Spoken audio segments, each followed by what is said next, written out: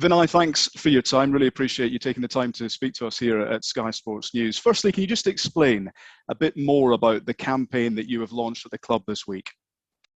I guess the campaign is really about some of the challenges that we're seeing on social media at the moment. Listen, firstly, the good. I think social media is a force for good in very, very many ways. I think it enables better communication. It enables people to get closer to other people. And it's always also, I guess, a way to shoot the breeze with people who've got similar interests to you. The problem we've been seeing increasingly across social media has been the dark side of social media. An environment that can be toxic, hurtful, discriminatory, and we've seen disgusting messages sent directly to people that has had a profound effect on people. And those messages are sent with the objective of causing hurt and harm. And unfortunately, this is a situation that seems to be getting worse rather than better. Listen, this is not, of course, a problem limited to Arsenal, to football, or to sport. This is a societal issue that we have at the moment.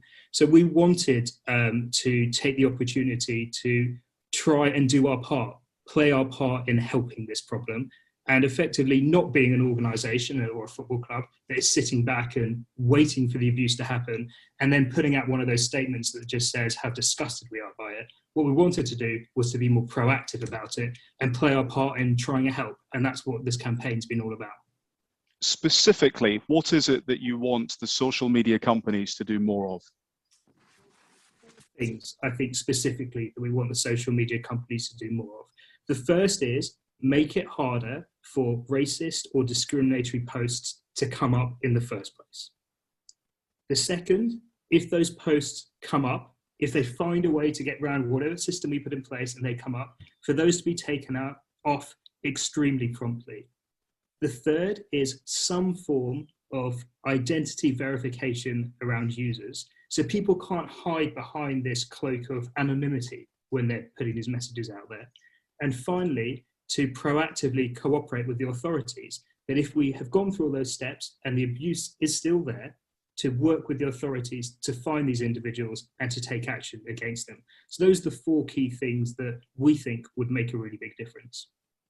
How strongly do you feel on that issue of verification and identification that everybody knows who has posted a particular post? Listen, I'm not going to profess to being an expert in this area, but what I do feel is that this situation is getting out of control. And this situation is now got to a point where we need to find a way to take action. Just look at what's happened over the last few weeks. We've had Thierry Henry over the weekend take the decision to take himself off social media and saying, I'm only going to come back when it's safe. Think about those words, when it's safe. We've had Alex Scott talking about the really dark place that she's been in around the abuse that she's seen on social media. We've had one of your own colleagues, Laura Woods, speak out, I think, really well over the last week about some of the sexist behaviour that she's seen against her on social media. And then, for me, maybe the most powerful words of all of them, the words we've heard from Ian Wright over the last weeks, where he has talked about racist abuse becoming normalised for black footballers. I mean, we're in 2021, and we're in a situation where we're talking about racist abuse becoming normalised. So I'm not an expert in how we might be able to stop it, but it feels like one of the key places, one of the key reasons this is caused is because people can do this anonymously. So it feels like some form of identity check needs to be required, whether that's for everybody or just people who are posting information. I don't have all the answers, but we need to work closely with the social media companies and all of the other authorities to try and find a solution here. The big tech companies, including Facebook, will say on the issue of verification and identification that there are millions of people around the world that don't have access to identification. And they say that it would be wrong to exclude them, including potentially up to 3.5 million users in the UK. How do you respond to that? Well, as I said, I'm absolutely not professing to have all the answers here. And I'm not at all for a moment saying that this is something that is simple and straightforward to fix. What I'm really saying is I think we all have to acknowledge this has gone too far. There's a great side of social media. We all know that. It's a fantastic side of social media. It provides connections that didn't exist before. But there is a really dark side to social media. And we can't accept that dark side at the moment. And I don't see that getting any better at the moment. I see it getting worse, and we have to find a way to solve it. And I think what that really means, or what that really needs, it needs everybody to get together. Football authorities, so people like the Premier League, the government, the media, and social media companies. I think we need to work together on this. We've seen high-profile players at your club being subjected to discriminatory abuse online. How low has it got, Vinay? What conversations have you had with those players, and what impact is that having, in particular, on their mental health?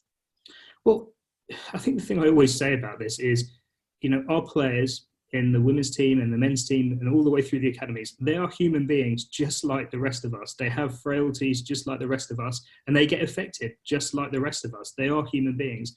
And this disgusting abuse that we see out there does really affect people. In terms of the campaign that we're talking about, the campaign has really been grounded in conversations that we've been having with senior members of the men's first team, senior members of the women's team, and also our staff.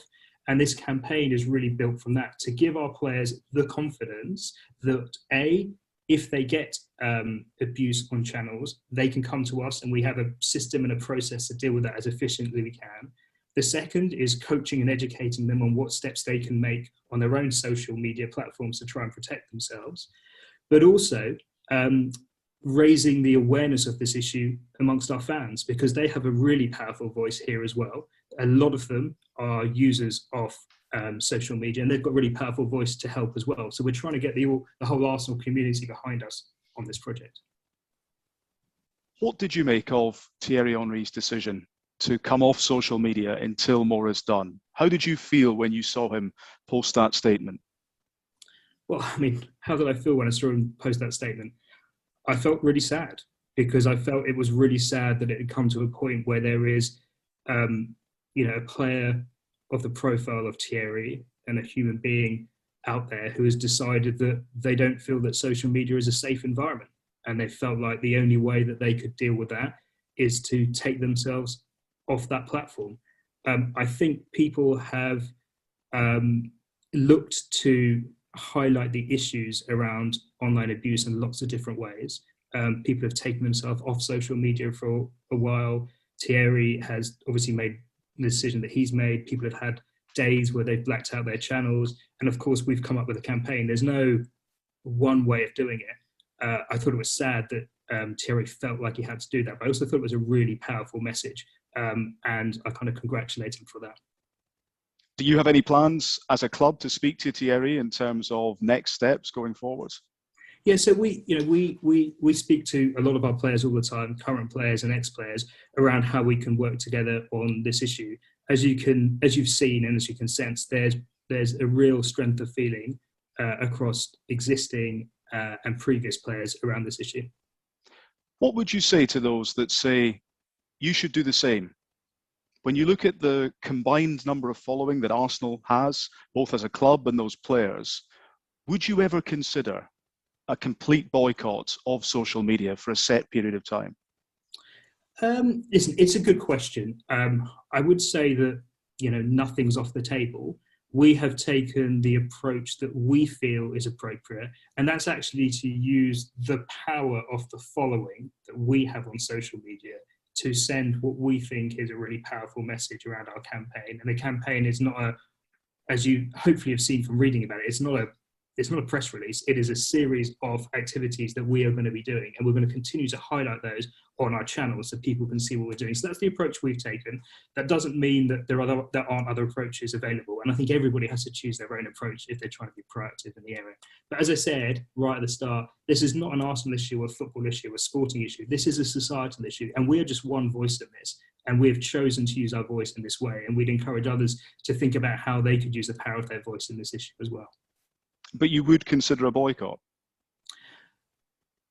I guess I'll just repeat what I said before. I just don't think that anything needs to be off the table. We've chosen not to take a boycott. Clearly, that was something we could have done, and we've chosen not to take a boycott. But of course, we will continue to think about what measures we could take in the future to continue to highlight this issue. How would you describe your talks with the players at the moment? Around these issues, I think the players feel. So I don't like speaking for other people, but I would say if I had to generalise, I would say the players feel really strongly about this. I've talked previously about quite a lot of ex-players and the abuse that they've got, but let's also remember there are lots of members of our first team during the course of this season who have had vile abuse directed at them. Nicola Pepe, Willian, and there's lots of other examples of this happening to players. Not all players necessarily choose to go public around it. So this abuse is out there, and as a club, we're disgusted by it, and we are there standing there shoulder to shoulder with our players to do everything that we can to support them. So is the abuse even worse than what's already publicly known? Yes, I think it's fair to say that not all of the examples of abuse that players get is publicised. That's certainly the case at Arsenal, and I suspect that is the case. I don't know, but I suspect that is the case everywhere else. You see some of it, but there is more under the surface. What about the workshop that you're holding for the players? What will you be explaining to them? What's the process of when a player does receive this vile abuse on their device? What happens next? Well, there's a few things around that. So part of it is actually giving some of our players a bit of social media training around some of the features and preferences that they can set around their own social media account, which might help the abuse, if it is received, not be seen by them or blocked before it gets to them. So there's a bit of work that we do with our players to make sure that they understand all the functionality. And then we're very clear with players that if, unfortunately, they get this type of abuse, we're here to help them, support them, and what they should do, who they should contact in the club, and then exactly what the club will do, who they'll speak to, how we'll try and get that abuse taken down as quickly as it possibly can, and what actions we will take with the relevant authorities to try and find the perpetrators. Collectively, adding together all of the Premier League accounts, more than 160 million followers on Instagram, 350 million likes across all of your home Facebook pages. Collectively, what are you saying to those other Premier League clubs at the moment? Well, listen, this issue gets talked about, as you can imagine, regularly in Premier League shareholders' meetings. And, this is an issue which unites every single one of the 20 clubs. Everybody, listen, I'm here speaking to you today, but it could be any one of the clubs within the Premier League that's speaking to you today. Everybody feels hugely strongly about this issue. We've had some passionate and emotional discussions about them in Premier League shareholders' meetings because everybody is horrified by what they're seeing. And we are all taking steps to do what we can to support our players. To go back to Thierry, though, Vinay, can you understand the logic that says, why would you continue to be on platforms that continue to host such abuse? I can absolutely understand the logic, and I understand the decision that Thierry made. But I kind of go back a little bit to what I said before, that there are two sides of social media. There is a real positive around social media, and I'm not here today to be seen to be just beating up social media companies. There are huge positives they do. We work with them collaboratively in hundreds of ways, and I think in many ways they're a huge source of good. What I'm trying to highlight today is there is a dark side to this, and what I want to do with others is to do everything we can to eliminate that dark side so we can continue to enjoy social media channels for all the positive things that they bring. Am I right in saying that you're not on many social media platforms, Vinay? No, I'm not. Is there a specific reason for that? You're not alone in terms of football executives, clearly, but is there a specific reason that you're not on it, or is it just not for you? I don't know if there's a specific reason I'm not on it. I certainly follow the major themes of how Arsenal is portrayed across social media channels, of course. But I wouldn't say there's a specific reason there.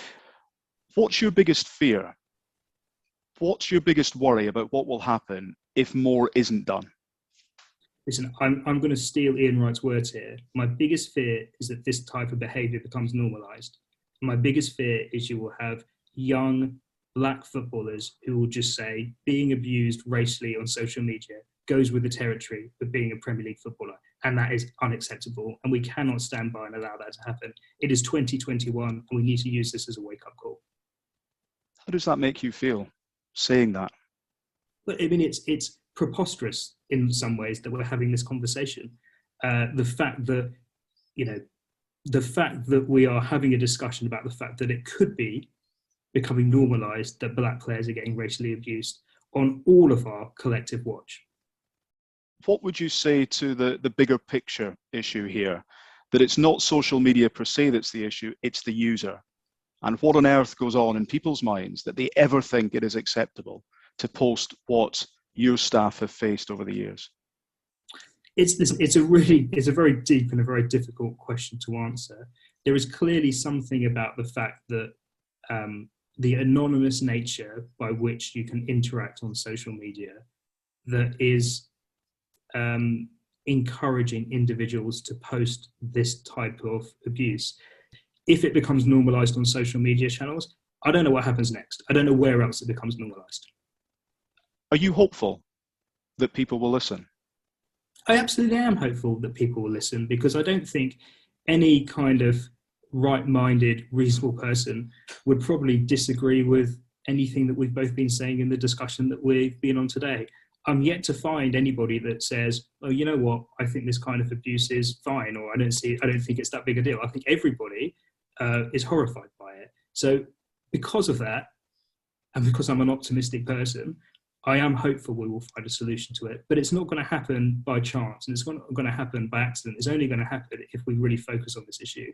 And the reason that at Arsenal and at many, many, many other clubs across the Premier League and further afield are focused on this is they feel that if we don't take action now, we will regret it in a year's time, because it will be harder to deal with then. Ben, I really appreciate your time here. Thank you. No problem. It's a pleasure.